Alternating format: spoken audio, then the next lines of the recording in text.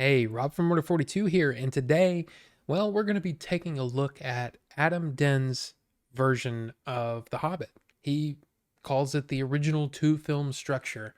And what he did is, yeah, he took those three movies of The Hobbit and edited them down to two distinct movies that are, well, it's quite an improvement in my eyes. But yeah, we'll get into that. So yeah, and I want to say that this is really a response to you, to comments that I got on that original video.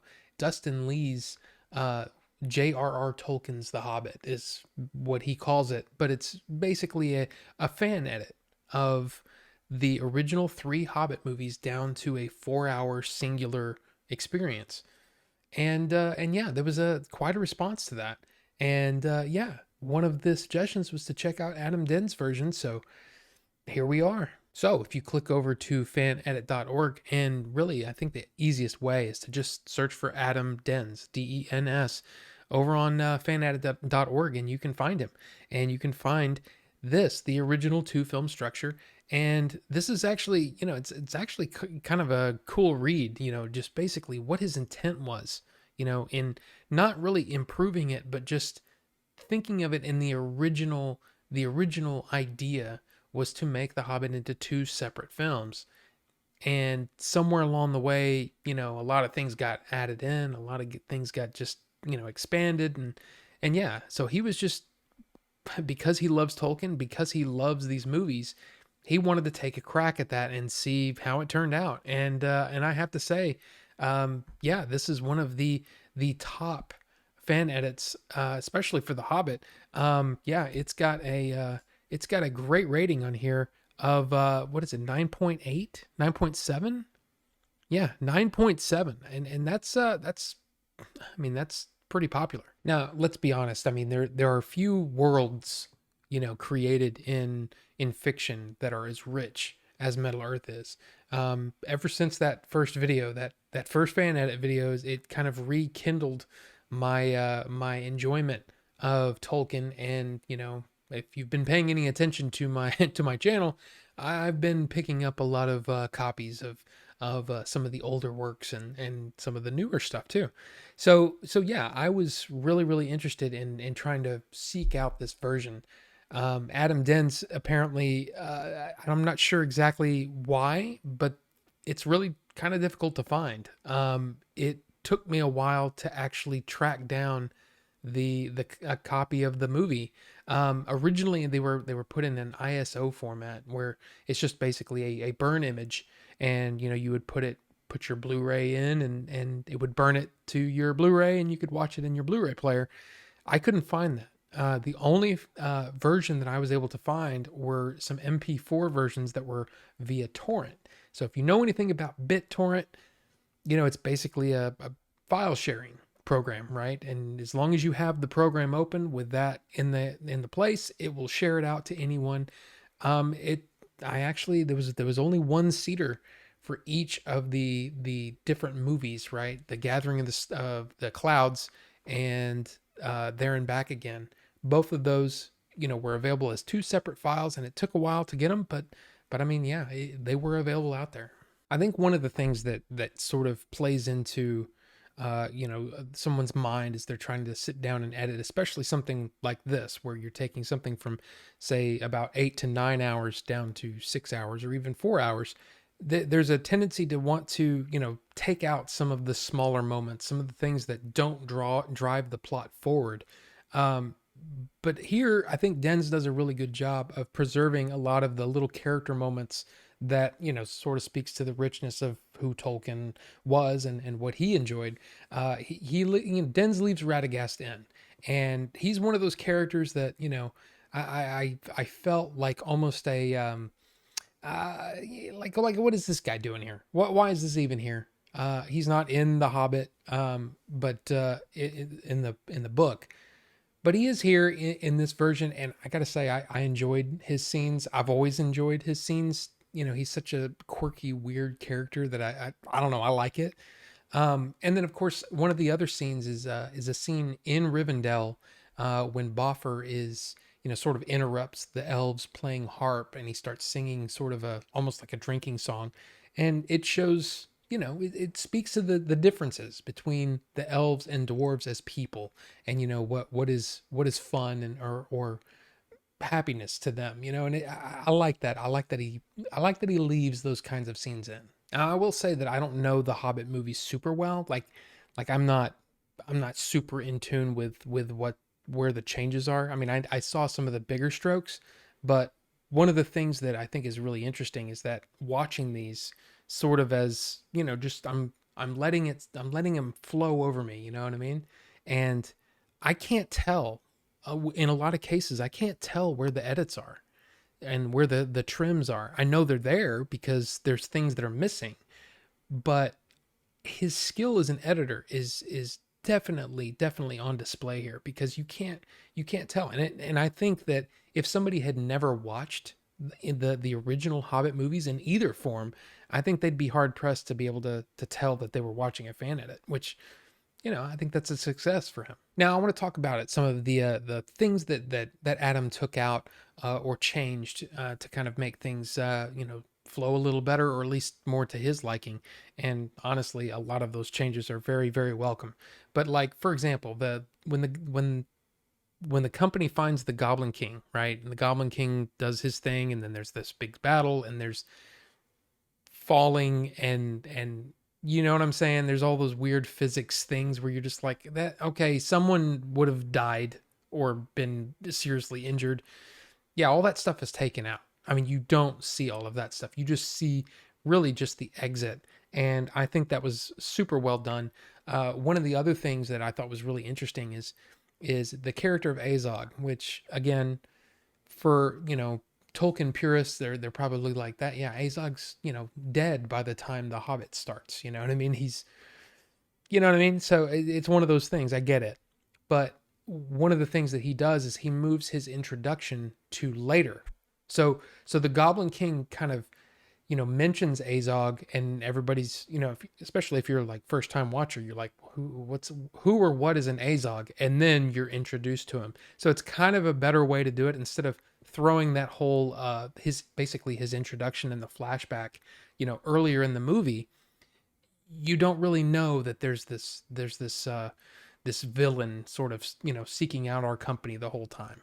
So the original movie, An Unexpected Journey, it ends with the sort of the out of the frying pan, right? That whole thing with the trees and the big attack, and then the slow motion fire and all that. You know what I mean? It's just kind of like, okay, let's move it along. And then of course the escape by them, being saved by the eagles. Unfortunately, he cut that out. And the reason that he cut that out was to move the story along. And it's very, very well done. But of course, I'm one of those people that I love the Eagles. And it's one of the things that just sticks in my head from my first reading of The Hobbit. And I mean, gosh, the book has that version of the book has the eagle on the front of it. So of course I'm sort of partial to the Eagles, but I understand why he did it, because a lot of the scenes sort of tie together, and you can't remove Thorin's sort of acceptance of Bilbo toward the end of An Unexpected Journey without taking out the Eagles as well, because it doesn't make sense to how they get there. So I get it, I understand it, but it's kind of a bummer. But on the other hand, I really enjoy that Thorin, the whole idea, to me at least, and it's one of the things that always irritated me about the theatrical versions, was that at the end of the book, or at the end of the first movie, Thorin has already accepted Bilbo, and he's like, he's one of us now, and all that kind of stuff. That really doesn't happen in the book until really the end. He doesn't really accept Bilbo and like Bilbo even until the end of the book, when he's basically on his deathbed. Spoilers, I guess. Anyway, yeah, so it always bothered me, and he was able to take that out, and it preserves this sort of this side eye that Thorin is always giving Bilbo, like, why is this guy here? Why is this guy with us? Even though Bilbo gets them out of so many different situations, so many bad situations, he still doesn't accept him, and he's not accepted until the very end. So I like the fact that he was able to take that out and preserve that, I guess, that character trait of Thorin. One of the things that he did keep in there as kind of a character moment, I guess, is sort of the intro of all of the hobbits to Beorn, and even though it's a little long, it's kind of a little drawn out. It is a fun scene, so I don't mind it.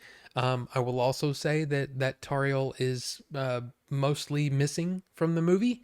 In fact, I think her name is only spoken once. She is in the in both of the movies, right? The fan edit. She is in them more than in the Maple Films version, but the romance is gone. So which is, look, I think most people don't like that. It seems shoehorned in. I mean, I'm kind of curious as to, for those people that had never read The Hobbit, did they like the romance, or were they kind of like, what? They're like they're this. I mean, it's weird. Like, I don't know. I don't know if it plays well to people, but it never sat well with me. So I'm kind of glad that's gone. And somebody else in the previous fan edit video that I did mentioned that yeah, Legolas should be in The Hobbit because he's Thranduil's son. So of course he's going to be there, and the fact that he's there really was never a problem for me. It was just the sort of fan servicey, you know, almost Jedi like, stuff that Legolas did. He was almost superhuman to a point where it was like it was kind of ridiculous, and especially with all the weird physics stuff. I mean, the the standing on the heads, which unfortunately is still here. I kind of wish that it was like, okay, they're in the barrels, they're on the water, and then there's Bard. You know what I mean? I kind of wish all that other stuff was taken out. But again, this is not my fan edit. This is Adam's. So I'm just trying to tell you what changes he made. Now, an interesting change is the way that he ends the first movie, the Gathering of the Clouds, is basically with the company meeting Bard, and then Gandalf at Dol Guldur with Sauron, and realizing that it's Sauron, and then the first movie ends. I think it's a really good way to end that first movie and kind of get you immediately ready to watch the second one. So Adam Den's second movie, There and Back Again, it starts off, which I guess is the final movie too, but it starts off with Thorin meeting Gandalf in Bree at the Prancing Pony, and it's where Gandalf is basically setting the stage of what he expects from Thorin, and what he thinks Thorin should be doing. Of course, it's kind of a, I guess, two-pronged thing. I don't know what I'm saying. It's one of those things where you understand that, yeah, the dwarves deserve their home back, right? They deserve their home back. But of course, Gandalf is thinking the big picture. He's thinking that if Smaug joins with Sauron, then that's going to be really bad for Middle Earth. So we really need to take Smaug out. And of course, that also includes, the dwarves going home. So it's kind of cool to see that here. And then of course, when you shift to present day, the company is making their way into Lake Town with Bard. A lot of the stuff is kind of trimmed down. You can tell that it's been truncated, which is fine. And the only thing that I will say is that once they get to Lake Town, we deal with the Master of Lake Town and Alfred. Unfortunately, a lot of their scenes remain. I don't like those characters. Of course, I mean, you're not meant to, right? And I love Stephen Fry, right? I'm a huge Stephen Fry fan, but I just don't like the addition of all of those scenes. And I'm talking about in general, even in the theatrical. I'm just like, why? Why is this here? It doesn't move the plot forward to me, and it's also trying to, add this second level of villainy, and it's just like, it's just not needed. I don't like it. And when we get back to Gandalf, the Dol Guldur scenes, are still there. And unfortunately, I just find them a little cheesy. I don't know. I mean, it's kind of cool because you're tying into some of the stories and unfinished tales, and some of Tolkien's other works, and kind of explaining what Gandalf was up to. And but I'm just not a big fan of that, the way that it was executed, I guess. It's I don't know. I'm just not a big fan. But that is there. But I will say that a lot of the black speech, in fact, I think all the black speech, so anything the orcs say, anything that Sauron says, all of those things have been rewritten.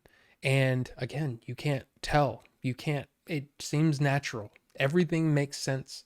I mean, unless you know black speech, which I'm sure there's probably people out there that do, you won't be able to tell. And that's really, really, really good stuff. I mean, it's really nice. It's really nice to see that level of care when it comes to, well, it's a fan edit, right? Now, the Smaug and Bilbo scene, right, where in Erebor, when they're kind of talking and he's trying to figure out who Bilbo is, and Bilbo's kind of screwing with him, but that Smaug's screwing with him, and it's just, I love that scene. The interchange is great.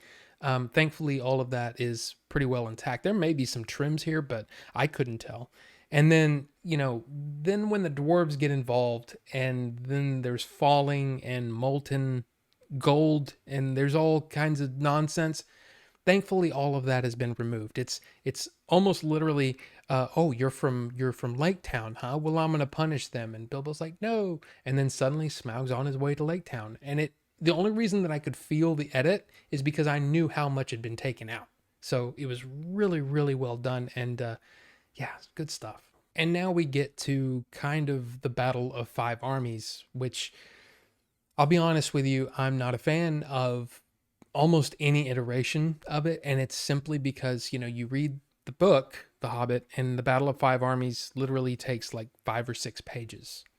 And here it's long, and it's over long. And one of the things that I always found interesting about the movies was that, Thorin we're supposed to look at Thorin as kind of a hero, and then you make him sort of a villain in the final movie, in the Battle of Five Armies. And that whole dragon sickness thing just takes way too long. And it's annoying to the point where, I mean, I can understand in a way. It's like, but it feels artificial because I know the way the movie, or the way the story is done. He's like, yeah, he's a little screwed up in the head, but it seems like it takes forever in the original movie. And here, unfortunately, it does feel like it's a very, very long time. And the battle itself takes a really long time. And, you've still got the what is it, Killy, Philly, and Dwalin and Thorin going up the hill there to do the fights, and it's just like, oh my, are we done yet? It's like, that's how I feel about it. And look, I understand there's going to be people that are like, yeah, but some of that stuff is awesome. Sure, but that's not why, that's not why I'm here. I'm here for the Tolkien stuff, and that is just battle stuff. It just doesn't mean much to me. So, unfortunately, to me, that's where it feels. I can feel the dragging a little bit, and I'm kind of ready for it to move on. And then, of course, unfortunately, some of Legolas's stuff is in here, and you know what I'm talking about, right? Luckily, there's none of the gravity defying stuff that he does, but some of his stuff is still in there. And like I said, it's fine. I just kind of wish it was a little shorter. So for me, yeah, I feel like Adam did exactly what he set out to do. He set out to make these into two distinct movies that would have, let's be honest, they probably would have played better than the three that we got.